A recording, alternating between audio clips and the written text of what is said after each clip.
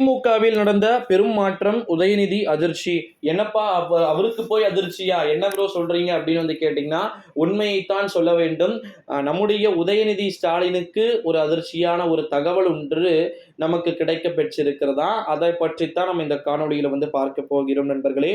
தமிழகத்தை பொறுத்தவரைக்கும் திமுகவுல எந்த நேரத்தில் வேண்டுமானாலும் உதயநிதி ஸ்டாலின் அவர்கள் அதிரடியாக கைது செய்யப்பட வாய்ப்புகளும் சாத்தியக்கூறுகளும் வந்து இருக்குது. உதயநிதி ஸ்டாலினை நீங்க சாதாரணமா எடை போட்டுறாதீங்க.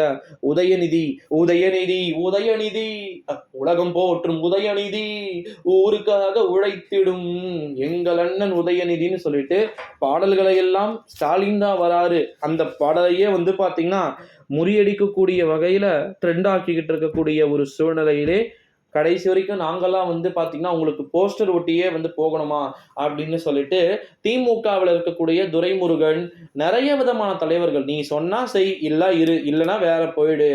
துரைமுருகன்லாம் ஒரு காலத்துல அதிமுகவில் ரெட் கார்டு போட்டு, ஓகேங்களா, அதாவது சிவப்பு கம்பள வரவேற்பு இருக்குதுன்னு, ஸோ இங்க வந்துருங்க, அங்க தயவு செஞ்சு குப்பை கொட்டி கொண்டு இருக்காதீர்கள், இங்கு வந்து விடுங்கள், உங்களுக்கு ராஜ மரியாதை தருகிறோம். ஓகேங்களா, அப்படிதான் சொன்னாங்க ஓப்பனாவே.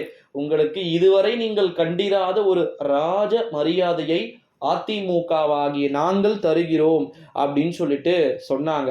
பட் இருந்தாலும் துரைமுருகன் என்ன பண்ணிட்டாரு, வாய்ப்பு இல்லை, நான் இங்கேயே இருந்துக்கிறேன், நான் கடைசி வரைக்கும் கோபால உரத்து கொத்தடிமையாக இருந்து கொண்டு இங்கே சேவை செய்வனை தவிர உங்கள் அணிக்கு நான் வரமாட்டேன் என்பதை உறுதிபூர்வமாக கூறியிருக்கிறார் நண்பர்களே. இந்த ஒரு சூழ்நிலையில தான் திமுகவில் அடுத்தடுத்து நடக்க போகிற அந்த அரசியல் பெரும் மாற்றங்கள் ஏகப்பட்ட சிறப்பம்சங்களை கொடுக்க வாய்ப்பு இருக்கு அப்படின்னு சொல்லிட்டு நம்ம எதிர்பார்க்கப்படுகிறது.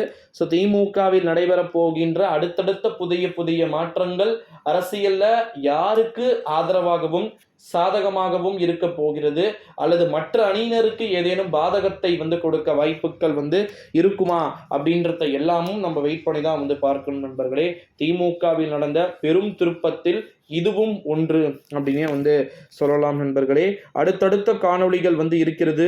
திமுகவிற்கு உதயநிதிக்கு மட்டுமே முக்கியத்துவம் வந்து கொடுப்பது நிறைய பேருக்கு வந்து பார்த்தீங்கன்னா இங்கே பிடிக்கல அப்படின்றத நான் இங்கே சொல்லிக்கிறேன். நிறைய பேருக்கு தான், ஓகேங்களா, அது சுத்தமாக வந்து பிடிக்கலன்ற மாதிரி வந்து சொல்லியிருக்கிறாங்க.